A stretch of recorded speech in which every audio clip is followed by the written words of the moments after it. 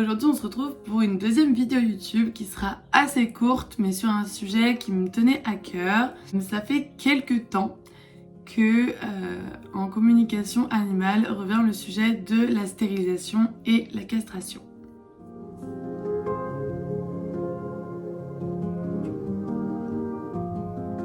Quel est mon problème avec ce sujet? Je serai en aucun cas là pour dire que la castration ou la stérilisation n'est pas quelque chose de bien. Je ne jugerai pas, je suis pas assez calée sur le sujet.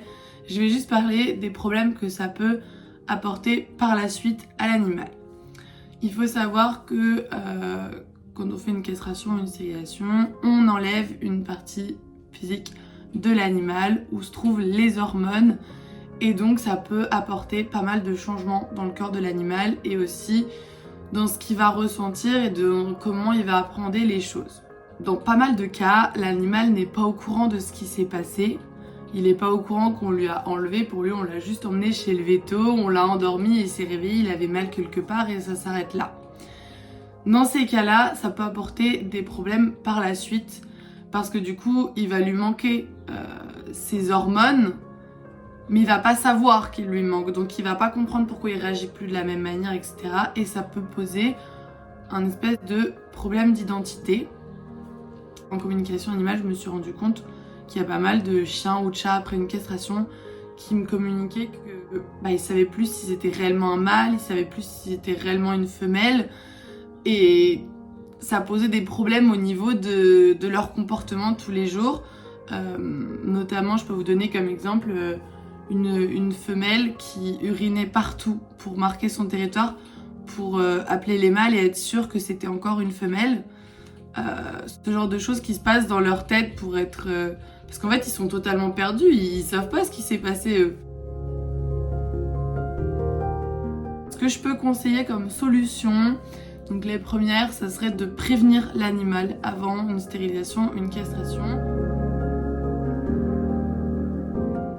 Pour ça, vous pouvez le faire de deux manières différentes. La première et la plus simple, c'est de vous-même, avec l'intention, aller lui parler comme si c'était un humain tout simplement et lui expliquer que, oui, effectivement, il allait avoir une opération, que c'était pour son bien. Enfin, lui expliquer pourquoi en fait vous faites cette opération et ainsi lui rajouter que c'est pas parce que on lui enlève une partie de son corps, on lui enlève ses hormones, que ce sera plus un mâle ou que ce sera plus une femelle et que ça change rien à son intégrité en tant qu'être vivant.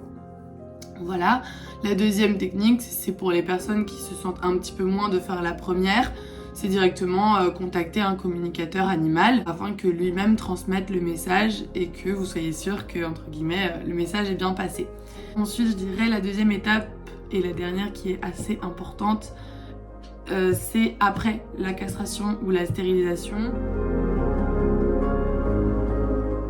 Donc dans les jours, voire les semaines ou les mois qui suivent, moi je conseillerais dans les semaines parce que dans les premiers jours, l'animal va pas forcément se rendre compte qu'il lui manque quelque chose, mais dans les premières semaines, c'est là que ça pourrait commencer à se voir dans le comportement, donc prévoir d'avoir une petite conversation avec l'animal histoire de lui expliquer ce qui s'est passé et de savoir comment il a vécu la chose en faisant donc une communication avec lui.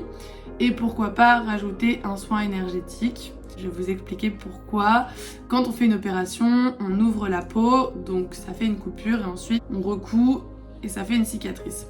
Il faut savoir qu'on coupe le corps physique, mais on a les autres corps au niveau énergétique qui sont eux aussi coupés, mais malheureusement qui ne sont pas cicatrisés lors de la cicatrisation du corps physique. Et c'est pas mal pour aider l'animal de faire un petit soin énergétique histoire de cicatriser et de fermer les petits trous qui se trouvent dans les corps au niveau énergétique. Donc voilà, petite vidéo assez courte sur le sujet de la castration ou de la stérilisation, mais je trouvais que c'était un sujet assez important à aborder avec vous parce qu'on n'en parle pas forcément assez.